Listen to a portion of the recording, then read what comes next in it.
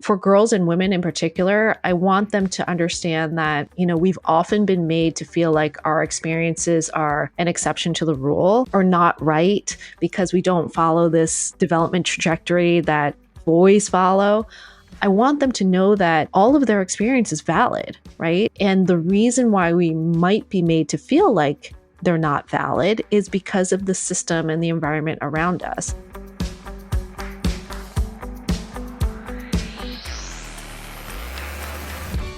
Hey everyone, the well-being space needs to do better for women.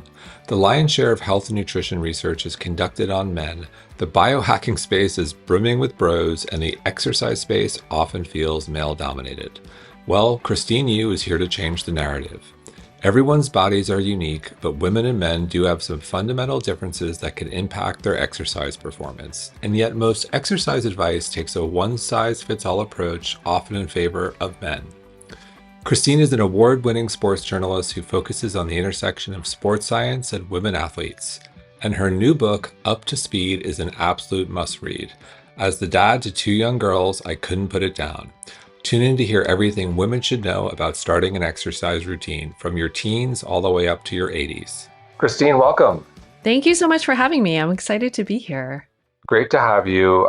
Really enjoyed your book as the father of two little girls and a big fan of women athletes in general. So let's start with you and your background and the why behind Up to Speed, the groundbreaking science of women athletes. So I'm a journalist. I cover sports and science and health. I've been active all my life. I played sports since I was little. And so I've always been interested in this, not only playing sports, right, and kind of understanding how my own body works, but obviously watching it and really curious about how bodies improve and perform, right? Like what our capacity is. There was the plan was to go to medical school after college. I didn't quite follow that plan, but I have been able to combine these interests. And so as I've started to dig a little bit more into issues specific to women and girls in sports, I started to, talk to elite athletes. I started talking to experts in the field and really realizing how little we know about female physiology, which was, frankly kind of shocking to me as someone who ostensibly is surrounded by scientific journals all the time, right? And who reads scientific journals. I didn't really think about so much what that population study was. And right. And rightly so, I felt embarrassed about that. Right. I felt like I wasn't doing my job in a way. But anyhow, like as I had more of these conversations, I really started to understand that it was more than just an oversight that women weren't included. And so it made me want to understand why that was, what has led us to this place where we tend to value men and male bodies more in sports and athletics. What does that mean when we don't have data on girls and women, and how does that affect not only their sports performance, but really their long-term health, athletic development, and their well-being? So it was really there were a lot of questions I wanted to find out more about. Unfortunately, the same holds true in health and wellness, the field of nutrition, longevity, brain health is a big one. We've had Maria Shriver on here, and she really talked about the way that it was alarming to hear the data around brain health and women, and how literally we're just studying men. And it's egregious. And I feel like we're slowly getting better there, but we need to do it faster. With all that said, can you kind of walk us through like the major differences that you discover in this process between, girls and boys, women and other than, anatomy obviously stands out, but like what did you find about how we're fundamentally different? Yeah, so I mean, like you said, there's some fundamental anatomical differences, right? Just in terms of reproductive organs and breasts, and women have wider hips and all of these things. But I think a lot of it can come down to hormones in a way, right? Because fundamentally, I think that's one of the main differences between male and female bodies, because women have a menstrual cycle and our, sex steroid hormones fluctuate throughout the month. It creates this, kind of dips and valleys in our hormonal profile. Whereas, when you look at male bodies, it tends to be, more or less flat. It's not to say that it's completely flat, right? But it tends to be more even. And the reason that this matters is that those hormones like estrogen and progesterone do more than just coordinate our fertility, right? And prepare an egg, that could potentially be fertilized and be implanted and all of that. Those hormones have secondary jobs throughout the bodies. Like there are receptors for these hormones in practically every tissue, right? And so when you think about that, when you think about the fact then that those hormone levels are fluctuating, then that means that potentially, right, our metabolic, the way that we metabolize nutrients can change throughout the month, the how that affects our bone health, how that affects the way that we build and gain and maintain muscle, all of that could potentially fluctuate throughout the month. So, I mean, that's kind of the biggest uh, difference there that we often see. And physiologically, structurally, something that was on my radar a couple of years ago. I remember reading a piece, ACL tears, uh, an injury you never want as an athlete. And there was an article, and there have been subsequent articles and studies about girls and women. And it was happening more often. And I just found that to be interesting because we're talking about hormones and obviously birth control and the menstrual cycle and all this. Okay, makes sense. But ACL, can you walk through? And so I started to think, well, okay, how are we different there physiologically? And then the part two of my question is: are there certain sports? We've taken this one size fits all approach, which we just love to do, of course with sports where maybe there are certain sports or activities where women's bodies are better and in some cases maybe worse in terms of being able to excel or being prone to injury. So I'll pause there and start with ACL tears. Yeah, I mean, something I'm unfortunately very familiar with. I'm kind of nursing my third ACL tear presently, which is kind of bananas. Three? Same knee? What, different knees? I torn my ACL twice in my right knee, and then this winter skiing, I popped the left knee. So it's great. Now both sides are even. Both sides are even. But anyhow, I mean, to your point, right? That scientists and doctors started to notice that girls were coming in with these traumatic knee injuries, and then in when they looked at NCAA data, um, there was this huge disparity, right? Like girls seem to be more prone. I think the number is somewhere anywhere between 2 and 8 times more prone to an ACL tear. And that's like pretty significant, right? And so we've known this. What's interesting is we've known this from like the 80s and 90s. And yet, 20, 30 years later, those disparities actually haven't really changed. So you would think that education and awareness and all of this, that it might lead to some changes in those injury rate numbers. It seems to have in boys and men, like the rates, on the whole seem to have decreased a little bit, but in girls and women it continues to be this huge issue, and we see that a lot like in professional soccer right now, right? There's a ton of knee injuries.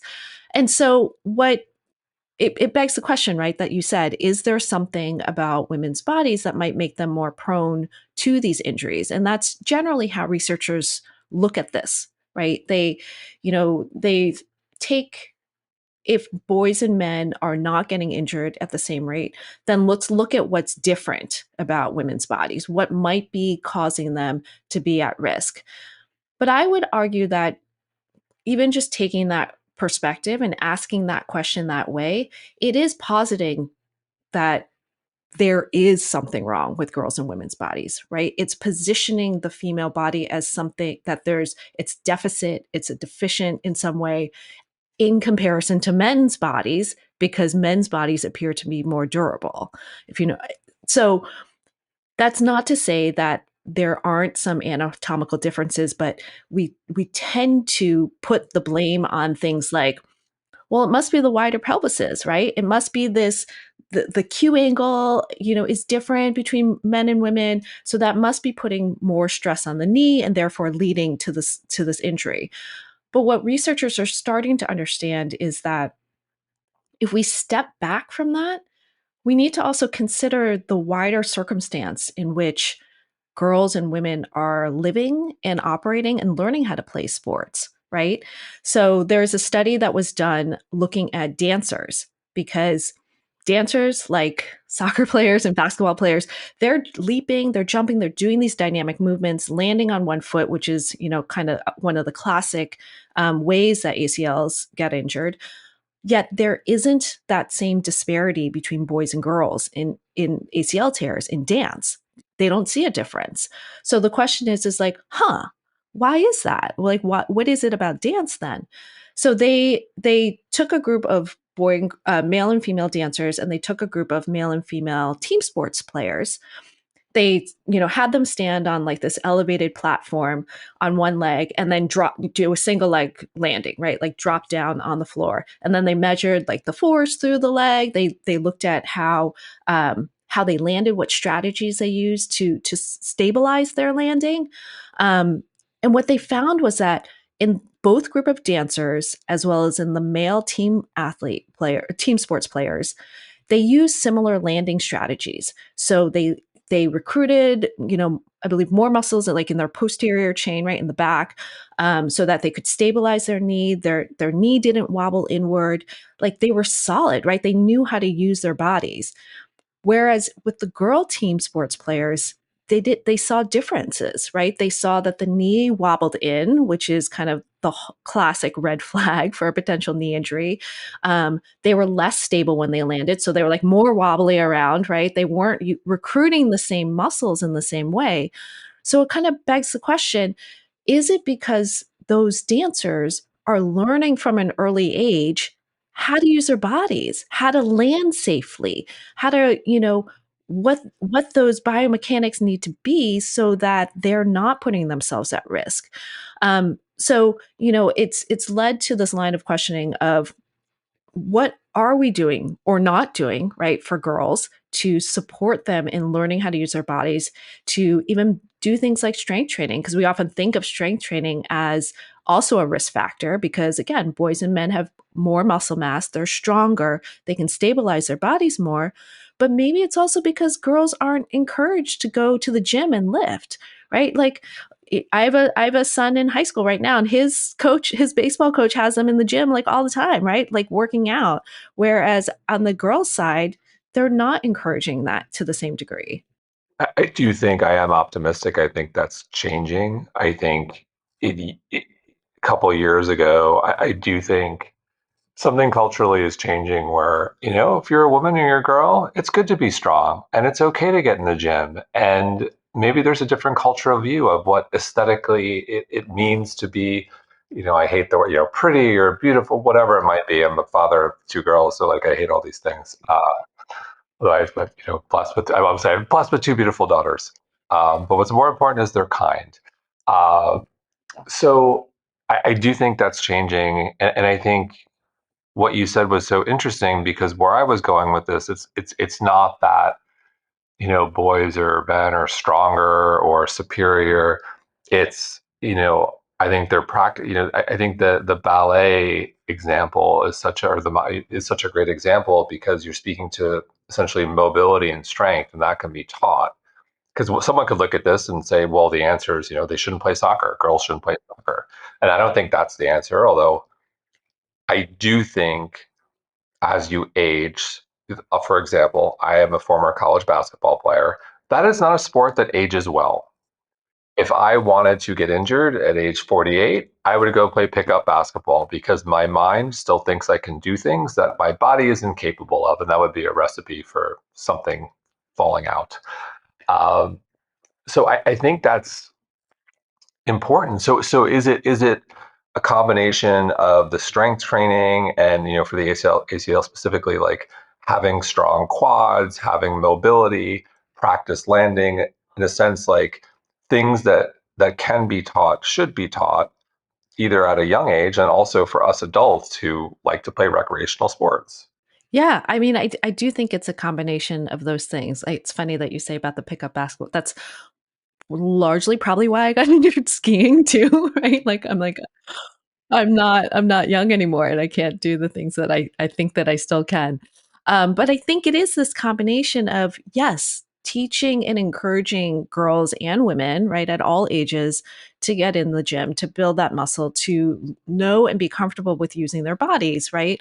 I guess, my point in kind of pointing out this idea about or positioning or, this narrative that we often have, right, of women kind of being deficient or something wrong with our bodies, is that it can create a negative bias and stereotype, right, in our brains, because you can't do anything about your physiology. You're born with the bodies that you have, right? So I guess in bringing that up, it's more that I also want women to know that it's not like your body shouldn't also be like considered a limitation in this, if that makes sense. 100%. Uh, and I am curious. Look, age is a huge variable.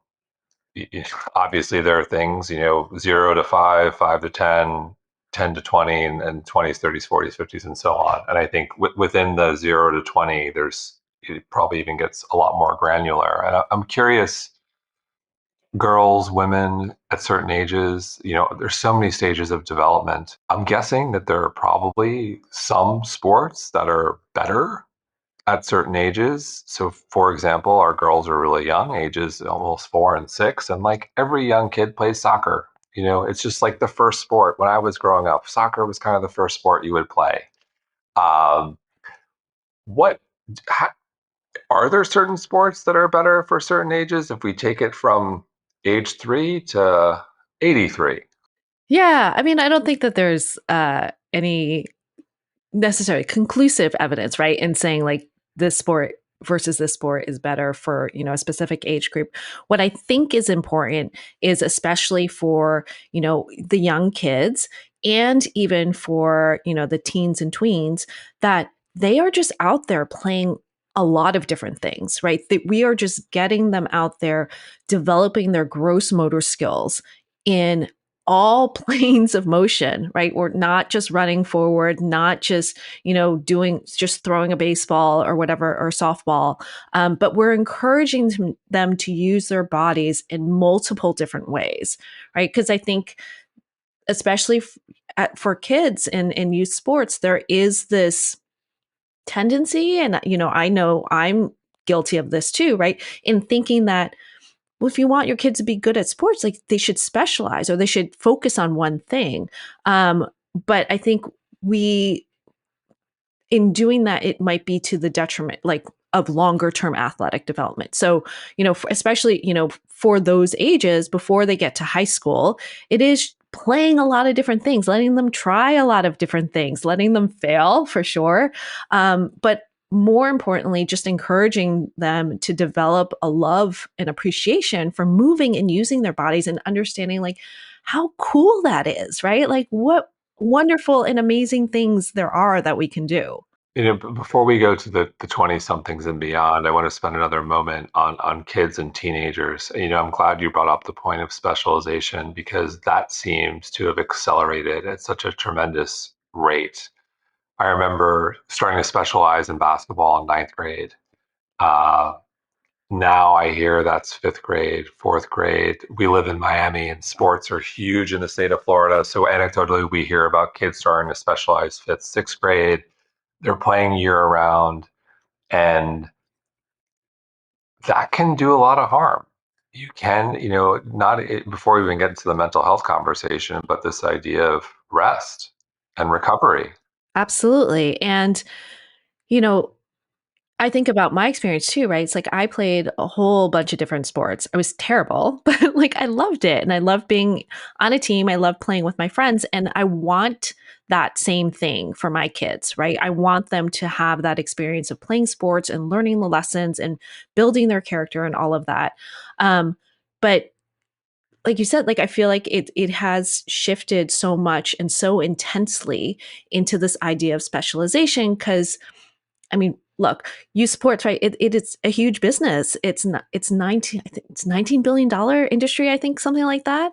And so you have all of these travel teams and club teams and tournaments and showcases, and they market themselves, right? In the sense of, we can help get your kid to that next level. And what parent doesn't want to do that? What parent doesn't want to give their kid an potential advantage?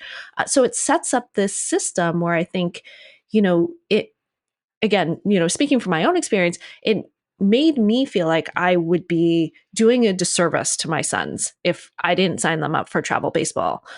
Frankly, the reason we didn't was because I didn't want to like screw up all of my weekends until the end of time, right? Driving around all these places. But I think, we put so much pressure then on the kids to be really serious and be really competitive.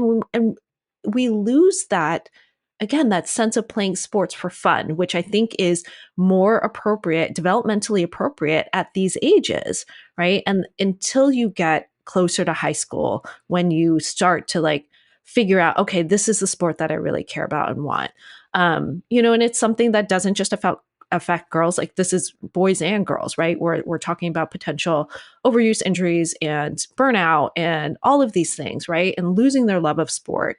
But unfortunately, it seems like for girls, they're disproportionately affected. So they're more likely to suffer from the overuse injuries, the traumatic injuries, the burnout, plus like body image issues and eating disorders and the like. You're hitting on topics that mental health, body image, eating disorders, all these things, I think, hit home for any parent who's got a girl or a young teenager. And we think about them a lot, even though our kids are young, they're not there yet. And one of the reasons why my wife and I are such big believers in sports are for a lot of the reasons you pointed out. Uh, there's the joy, there's the fun, there's learning learning teamwork, learning how to deal with adversity, learning how to lose, learning how to work hard, show up on time. I always say most of my most significant life lessons came from playing basketball. They weren't from academia. And we just love sports. I really love it for girls too. This idea of, being strong and capable um, and building self-esteem. With all that said, can you talk a bit about, that's my view on why girls playing sports is special. What's your view specifically on girls and sports, and how parents should think about it in terms of the sports to play, the sports? I'll give you one more example. Tennis is a sport. My wife played tennis in high school. Her high school, I think, was number one in the country.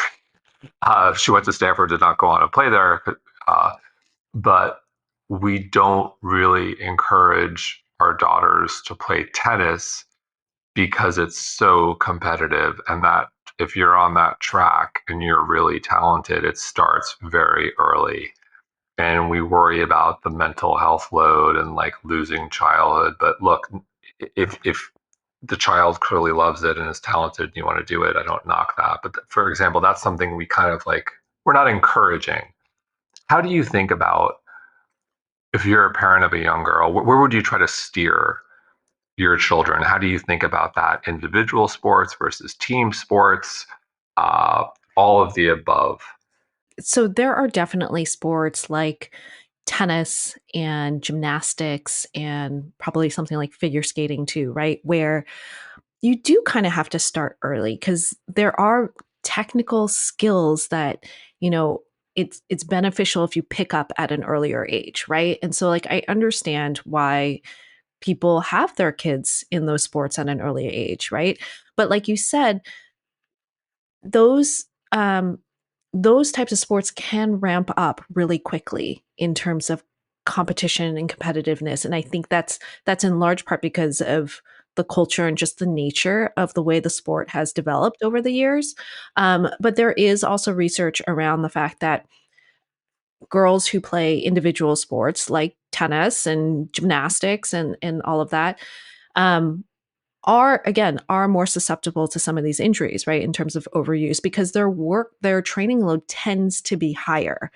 So I think, you know, I don't want to say don't do this or don't do that or any one sport is bad, but I think as a parent it is walking into these situations with your eyes open and understanding that okay, my child loves this and wants to play this, but recognizing that there are these potential I don't want to say pitfalls, but things to look out for, right? In terms of the workload and the training and all of that. And there are guidelines in terms of just monitoring training load for age. So I think it's that I might have to fact check this, but I'm pretty sure that it's the amount of time training in a week, training or competition shouldn't exceed your age, right? So yeah, so I mean, just thinking about it relative that that's still a lot of time, frankly, right? But then also to your point is making sure that you do have breaks built into the year so you're not doing this over and over and over and over again, right? So I think as a parent and hopefully as coaches, it is monitoring the development and really thinking about what is age appropriate, what is appropriate for a girl or even a boy, right? At this maturational phase of their development because how a body that is right before puberty is structured or is going to respond is very different from a body that is going through their growth spurt, right? And so those kids that are growing super fast, they're kind of vulnerable, right? In terms of their muscles I mean their bones are growing faster than their muscles can keep up. Everything is pretty pliable. So maybe that's a time where you think about, monitoring the training load and reducing it, not doing all of those tumbling passes, not running all of those miles. So, on that note, it's clear that being strong, developing lean muscle mass is a way to mitigate risk. What's your view on how early, when is it appropriate for a girl or a boy, if you have that data, to start doing some resistance training, whether it be push-ups or squats or something to start working? Do you have a view on that? So this is funny because my younger son, I mean, he's like obsessed with like building muscle. And like since he was like little, I'm like, okay, let's just calm down a little bit here, right? And just trying to temper him. So I will preface this by saying I am not a doctor or trainer or like any sort of professional with any sort of certification on this. A lot of this is based on the research that that I've looked at and experts that I've spoken with. But I think to the point I was trying to make earlier, I think it is this is part of developing that gross motor movement pattern. So I mean things like squats and like lunge, those are things that you can do body weight that are pretty primal movements, right? That our bodies should and need to be able to do. So I think like those are things kids can do, right? In terms of actually starting to focus a little bit more on strength training, one of the experts that I spoke with and talked about, especially with girls, starting to bring that in before they hit that growth spurt, right? So, kind of in that pre puberty phase, so that you are starting to help them build some muscle and like learn body awareness and just being more attentive to how their body is moving, right? So that could potentially mitigate some of the potential for injuries, potential for, other challenges they might face as they are going through that huge and like disruptive transition so that they can control their bodies a little bit better, right? Because that is when we start to see that spike in say like ACL injuries in girls is when they hit puberty and when they hit that growth spurt because they don't have as much control over their bodies. So if we can encourage them to start building some of that or at least start building some of that body awareness right beforehand, you might be able to provide some like theoretically some buffer to support them as they transition and then obviously like continue to work on strength training as they move through puberty and the rest of adolescence. And when you looked at the data, were there certain sports where it was clear girls were at more risk for injury compared to others? Yeah, so I mean if you look at things like I might be biased in the sense that I tend to focus more on like endurance sports and running in particular. So if you look at running, right, cross country and track, there are a lot of bone stress injuries there, which can be, pretty traumatic in the long run. In the long run, because once you have one bone stress injury, you're more likely to have another. Um, but there are a lot of factors that come into play there. Um, in part, it is sure physiologically the way that girls' bodies build bone, and the rate at which they build bone. Boys tend to lay down bone mass faster, better than girls. Not better, but just in a different way that seems to protect their bone health. But really, for girls, it's the fact that again, bone growth and bone mass is very dependent on estrogen, and that is very dependent on your menstrual cycle. So that means you have to get your menstrual cycle, and you should have your menstrual cycle on a regular basis. But for girls, you get into this tricky area, especially in a sport like running, where you think that you have to be lean and skinny in order to run fast, right? And so that's where you might start seeing some things like restricting your diet, not eating enough, where you might have some of these eating disorders pop up. But the reason that that matters is if your body isn't getting enough fuel and energy, you're that starts to mess with your menstrual cycle. And so that's when you start to see irregularity. That is when you start to see girls lose their cycle. So it's this big convoluted mess. So, on that note, how should a girl or a woman exercise or eat according to their menstrual cycle loosely? If you could generalize that, obviously, the menstrual cycle plays a significant role. So, how do you think about what tips or advice do you have for those listening? How should they think about exercise and nutrition with the menstrual cycle in mind? I mean, I think that the like bottom line, the most important thing is just making sure that you're eating enough. Again, because when you don't have enough fuel, not only to support just daily activities of life, right? But to support your exercise and you dig yourself into this hole in which you don't have enough energy, your body thinks that it's starving, right? And it starts to shut down other systems. So that's why the menstrual cycle starts to get wonky. But that's why, it starts to shut down things like growth, right? And so that's why you see all this constellation of impacts. So not only the menstrual cycle, not only bone health, but you'll see potential impacts on gut health, on cardiovascular health, on mental health. You see more anxieties and like depression kind of crop up. So it's this condition that's called relative energy deficiency in sport, or RED-S. People refer to it as RED-S for short. Um, but aside from those physiological changes, it obviously then translates into performance impacts, right? You're not going to adapt to your training. You're not going to recover well. You're not going to perform well. So, my the main thing I just hope people hear is like you need to eat enough, right? And I think oftentimes we get really caught up in the how of the eating, the different types of diets and supplements and timing and all of these things. And we kind of just lose sight of the fact that you just need to make sure you're getting enough food in your body to support what you're doing. Once you do that, and once that's solid, then, maybe you can start thinking about a little bit more about like timing, or if you need to tailor it to your menstrual cycle or not. There's kind of mixed evidence on what that actually means and if that's helpful. But yeah, that's it's eating enough. Make sure you're eating consistently throughout the day too, because you don't want to dip into too much of an energy deficit at any one point of the day. Yeah, and it's a, as little as like a deficit of 300 calories can make a difference, and that's not a lot, right? Like that's a snack. That's like that's like a protein bar. I keep trying to like make a comparison of what it is, and I can never figure out like what is 300 calories. It's like a protein bar. Yeah.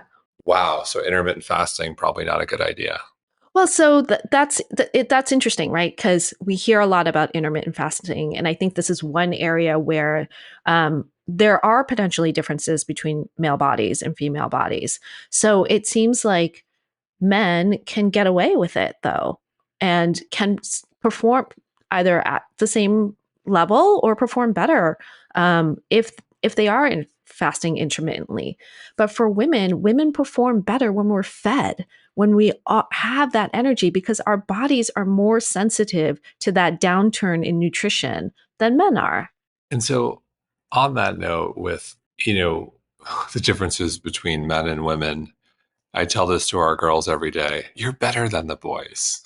You're stronger. Every night, you're beautiful, you're strong, you're smart, and they're strong girls, and I love that. I'm curious, like, in your view, where do women or girls just have an advantage over boys and men? And it's not just a case of, a loving father who's trying to raise confident, strong girls, although I believe it. And look, if you just shout loud enough and you believe something, apparently that's truth these days. So, uh, where does the data say, like, you know what, women and girls really do have an advantage over boys and men? Well, I will say that I think what you are doing is super important, right? Like it does create that context and environment in which your girls are growing up in, and the narrative, right, and the self-talk that they have in their own heads. But in terms of, a sport, I think the one that's most interesting is when we look at ultra endurance events, right? So these are things longer than, running a marathon. So people running, 100 milers, 200 milers, 48 hours consistent, at a time. Things I blows my mind and I cannot even imagine doing. But so when you look at like world records between men and women, on the whole, it's generally like a 10 to 12% difference between a woman's time and a man's time, right? As the distance goes up, that gap starts to narrow. And I can't, off the top of my head, I can't remember at which point it actually flips, but I want to say it's around like 150 miles, or at least in the study that I looked at. Then it looked like women were actually performing better than men, right? And we see this in races all the time where there are women who win outright, who, are getting closer and closer to matching and beating men's world records. So Camille Herron is one of the, you know, best ultra runners out there. And she's in her 40s, I believe. Like she either just turned 40 or, is early 40s. She's still setting world records. Like I just set, I think, the 24-hour world record again, like broke her own record. And she's on par for like beating or matching and beating some of these men's records at like the 48-hour. And I think she's aiming for like 72 hours. But so that's one area where there's gotten a lot of attention. And, on the physiological side, people seem to think it might be because women's muscles fatigue at a slower rate than men, right? So men's muscle, like men tend to have more like fast twitch muscle, they fatigue faster. So, women have more slow twitch. So they're more primed for these long distance events. There's some talk around the way that, again, we metabolize food. So women seem to utilize fat better than men. And so fat has more energy. So if you can use that stores, like are they better equipped again to fuel themselves and sustain themselves on these longer distance events compared to men? But what I find really interesting is that, as these events get longer, some of the physiological reasons for why men are maybe faster starts to wash out, right? So again, we talked about men have more muscle mass, men tend to have higher VO2 max, and all these things. But as the distance gets longer, those physiological reasons start to wash out. And what starts to matter more in these longer distances is, can you keep your food down? How's your mental game, right? Like when you're running that many hours um, through the night on no sleep, how are you going to handle when you start to get into that pain cave? How are you going to problem solve? So there are all these other factors that, in a shorter distance race, sure, they matter, but they don't matter to the same degree, right? So it's interesting to see kind of all of these puzzle pieces start to come together. And in the women that I spoke with for the book, what struck me was all of them were really curious about the limits of their ability. They wanted to find out why, or like how far they could push themselves, how well they could put these pieces together. It wasn't necessary. These are tremendous athletes, but it wasn't necessarily, I want to beat this record or I want to win this race. Well, let's talk about that, the mental game. In my view and in my experience, you get to a certain level of playing where, the God-given abilities, if you will, are about equal, and the athleticism is about equal. And what separates the best or the great from the good is the mental game. Someone's ability to go further, to want it more, to be quote unquote mentally tough, even though I don't really love that phrase, but mentally tough, if you will. Can you talk a bit about the differences between men and women here? Yeah. So, I mean, as I was kind of alluding to, there is this difference in how, like, the reason why, again, this is mostly for like ultra endurance athletes, right? But the reason why they're pursuing these events. And so in some of the studies, it was that, women were more interested in like health and fitness or like kind of bettering themselves again versus that external goal of making a podium, breaking a world record. And I think that, you know, that difference in perspective matters because who amongst us hasn't, like started a race or a game or whatever, being like, I gotta win, like I have this time or I have this time goal or whatever. And then it starts to go sideways and you're just like, oh, I give up. And it's hard, right?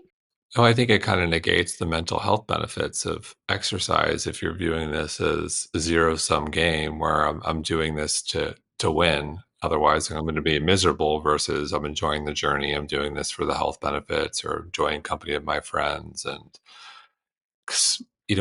on that note, I'm curious, look, many of our listeners are women and they range 20s through 60s. And many of them, run or play team sports or pickleball is all the rage for the longevity benefits. I want to increase my heart rate or VO2 max. I want to sweat. I want to perspire, and they also don't want to get hurt because, especially as you age, for example, I've never skied and now I just won't. Like not on the cards for me. To me, you know, it's just don't want to take the risk. It's probably a smart idea. It's a decision.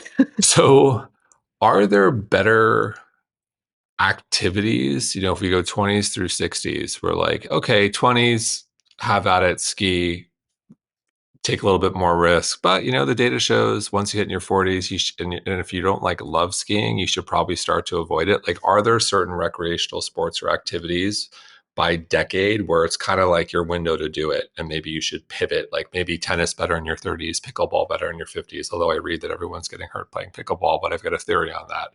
So I'll pause there. What are your thoughts? Well, I think that, you know, the fact is that injury really is part and parcel to physical activity and sport, right? It's a risk that we all take every time that we lace up or hit the courts or do anything.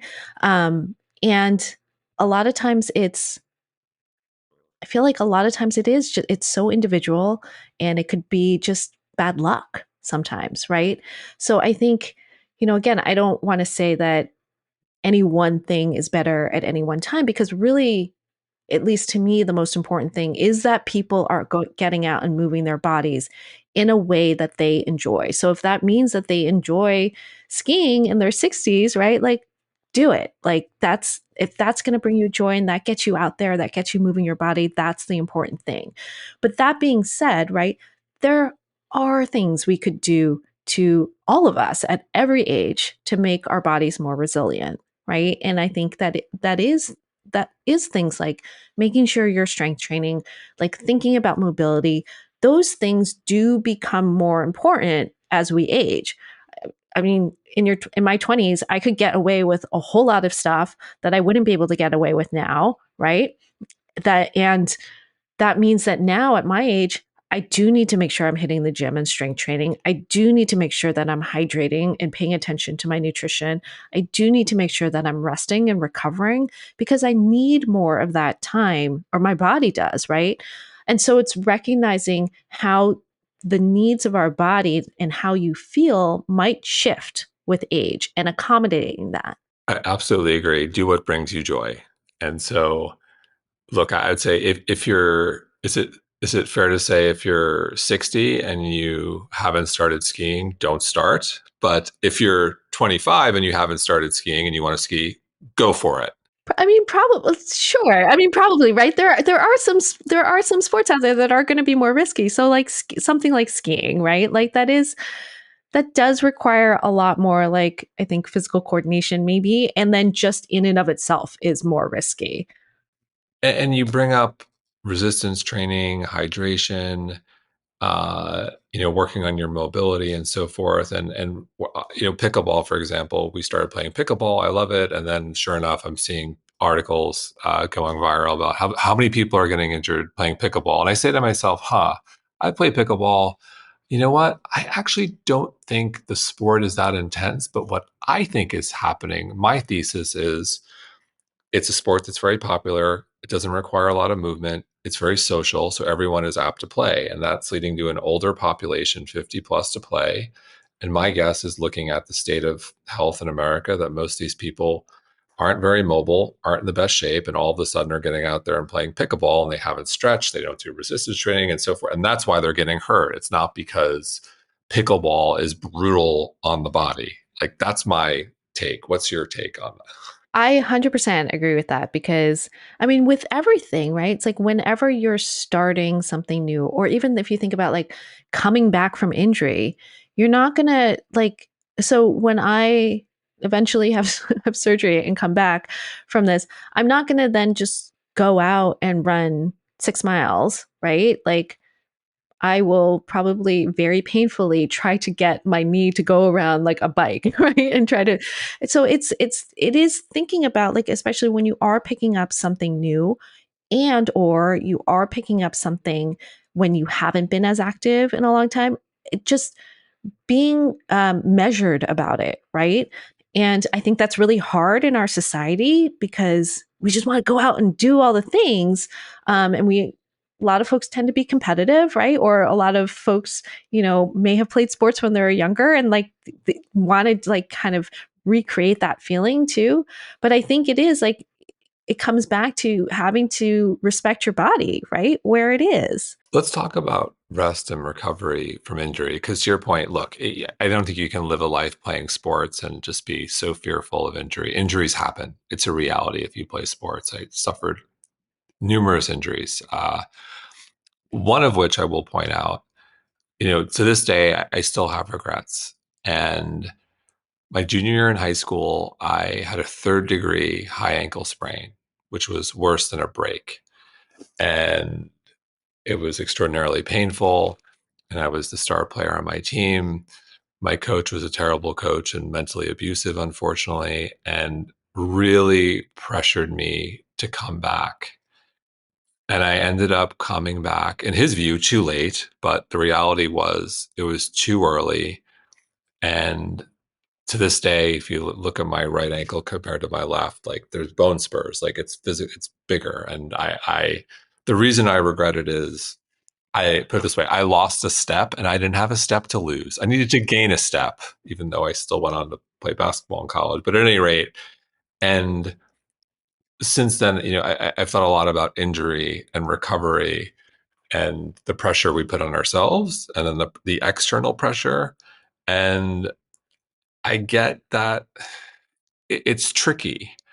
How do you think about injury and recovery, and this idea of, can I come back to 80% and then get to 100 as I play, or do I need to get to 100? And I get there's a lot of nuance here, but how do you think about injury and recovery?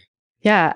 First off, I'm sorry that you had that experience with your coach. All worked out, but But I mean, but the fact is right, like that's a reality still in a lot of in a lot of schools and whatnot. Um, yeah, as someone who has gone through a lot of injury, it's taken time, right, in terms of thinking about um, or my perspective at least on injury and recovery, because it is the most frustrating thing, right? When you are injured and you're all you want to do is do the thing that you can't do. And you feel like you've lost a part of yourself, you've lost a part of your identity, you don't quite feel right in your skin because you're like itching to do the thing.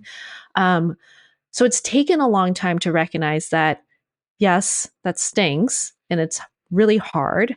But if I do want to continue doing these things in the longer term, I do have to be patient. And I do have to recognize that there are going to be dips and bumps along the road. It's not going to be like a straight shot back, right? But I have to do the work to get me back to where I want to be. And it stinks, right? Like it's the last thing that I I want to be doing is going to physical therapy like 2 times a week and then doing like these silly exercises all the time, but yeah. And like we used to have a running joke in high school and then again playing in college where essentially ice and stim could solve everything. Ice and stim, and then here was God knows what pharmaceutical. In college they would give you. Uh, and the other thing uh, I think it's funny. I don't know if anyone else will, but our trainer in college used to say, "Are you hurt or are you injured?" I'm like the nuance in that. And I think it's particularly hard for kids, right? Like high school athletes, college athletes, to draw that distinction between am I hurt or am I injured? Can I push through this? Should I push through this? Because there is so much pressure, like you experience, right? To get back out there and play. And especially say like in college, if you're on a scholarship, then it's like, is this going to affect my scholarship? Is this going to affect my place on the team? And the answer is it will. Like, unfortunately, it will. Like that's the reality. These are businesses. 100%. And yeah, I've talked to a lot of collegiate women who feel all of this pressure, right? And ended up hurting themselves more, similarly, came back too soon, didn't recover enough. Um, and it's detrimental, right? Um, but at the same time, like we were saying, like it is hard when that is your entire world too. And such a key part of your identity that when you don't have it or you feel like you can lose it, um, it's really scary. Yes, it is. I think that it hits on the theme where so many ex-Olympic athletes, professional athletes really struggle with their mental health. I think Michael Phelps has been very uh, open about his mental health struggles, and there are lots of other Olympic athletes and professional athletes. When your identity is wrapped up in this one thing and that thing ends, it's difficult. Yeah. I wonder if there is a way, especially as parents, especially like when our kids are younger too, is 100%, right? Encouraging their love of sport, but also helping them develop other interests, or at least recognizing that their value and worth isn't just tied to whether or not they're the highest scorer on their team or whether or not they're the fastest on their team. Because I feel like, especially in our society, it's so easy to do that, right? Like it's so easily to just focus on those accolades and nothing else.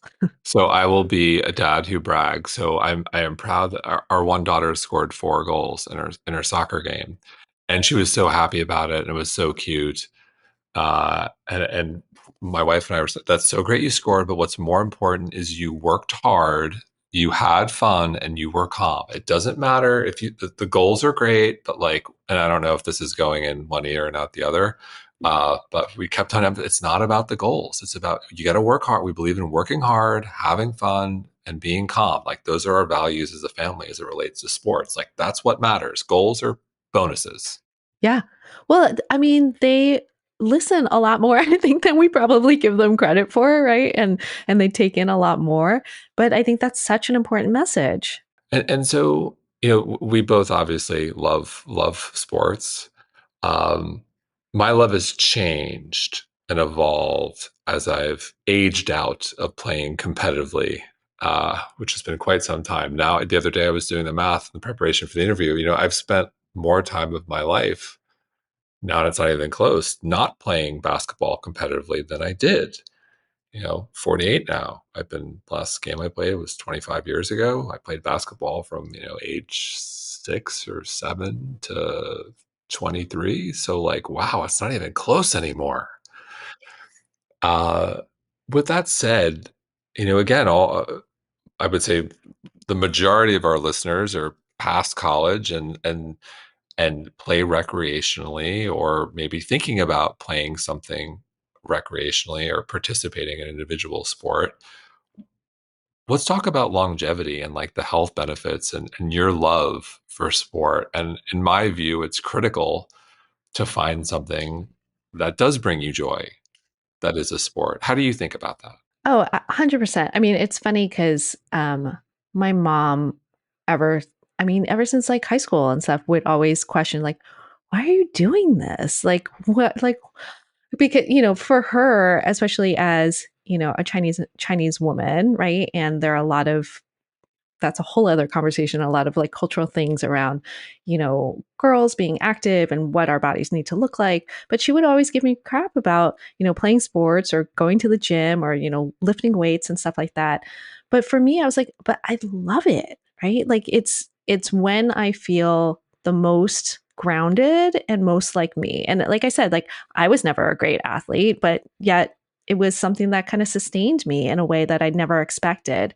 And so it's for a long time, I think my perspective has been I do these things because it's healthy for me, or it'll make me fit.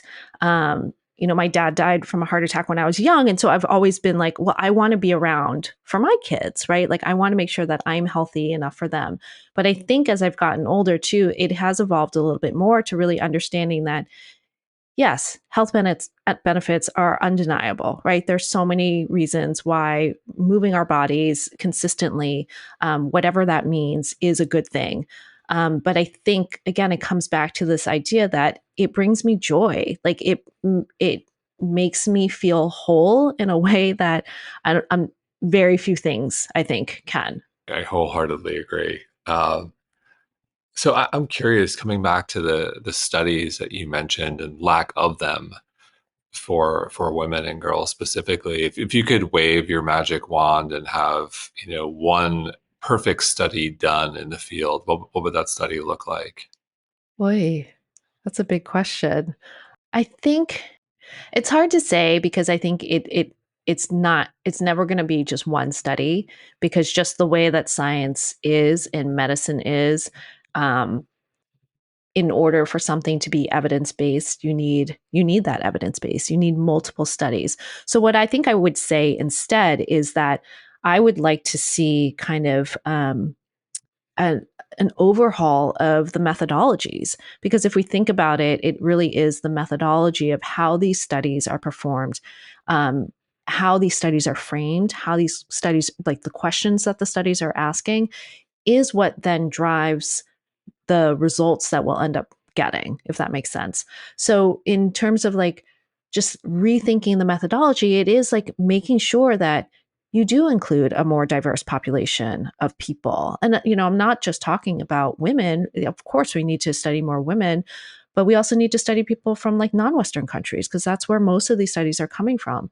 And if we expand that base of participants, then we can learn more about humans across, like all humans, right? Like across these different divides, and hopefully get better information that way. But I would, say that if we come back to women, in order to study women better, there needs to be standardization in thinking about how you account for things like fluctuating hormones, because that's always been given as the reason why women aren't included in these studies. It's because it's too complicated. It's too much noise in the data. So then fine, if that's the case, then how do we account for that? How do we make sure that we have standards across these different studies so that when they are done, we can actually compare results and we're comparing apples to apples versus apples to bananas, right? What are our definitions around these things, around like what menstrual phases mean, right? So I think like starting with that infrastructure will make a big difference. Where do you want this conversation to go? I mean, I come back to the reason that I wrote this book was it started with wanting to understand why all of this was happening and understanding what the implications were for girls and women in sport and our health and our longevity. Um, I want this conversation for people to start just asking questions more, or at least just starting to think more critically about these things.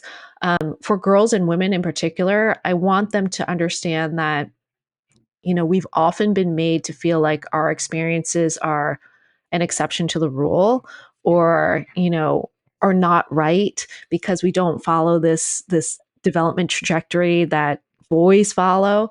I want them to know that all of their experience is valid, right? Like, and the reason why we might be made to feel like they're not valid is because of the system and the environment around us. And ultimately, what I hope that this does is that by asking these questions, by hopefully getting more research and information, we're able to give better guidance to people, again, at all ages, at all levels of sport, that can help them not only get involved in physical activity if they haven't been before, but help them stay involved for the long term and progress in whatever way, shape, or form that might mean to them, right? So just helping people, like, again, hopefully finding that joy that I found, and nurturing that really. I love that. I'm curious, is there a particular female athlete you admire or look up to for one reason or another? Um, I kind of asked this question the other day, and I felt like it was like asking me to choose between my children. Like Children are off the table. We'll go to like a professional or Olympian. Children it's off the so table. hard. It's so hard. But so my answer right now would be Des Linden. So she won the 2018 Boston Marathon, and part of the reason that comes up is right. Boston Marathon was last weekend, I think.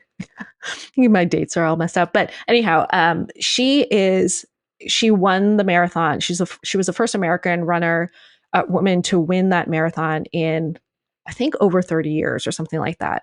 And it was this crazy race. There was literally a nor'easter. There were like 30-mile-an-hour headwinds.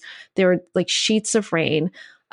She didn't think she thought she was going to drop out that day, but she kept grinding, and she's really gritty. She's just very like mentally strong and tough. And she won, right? But what we most of us didn't know at that time was she was like within that year had been diagnosed with a severe hyperthyroidism. So she was she was close to being in a coma at one point, right? Because she didn't recognize that there was something wrong. So the fact that she was not only dealing with this crazy like health issue and coming back to train for a marathon, but she won the friggin' thing, right? She's just, yeah, I mean, and she's also just super down to earth and just seems like a really pretty fun person to hang out with. And if you, let's say, had the ability to have a giant billboard to get your message out to women, what would you put on that billboard? I would say you're not the exception to the rule. You are the rule. I love it. Christine, thank you so much. Thank you so much for having me. This was super fun.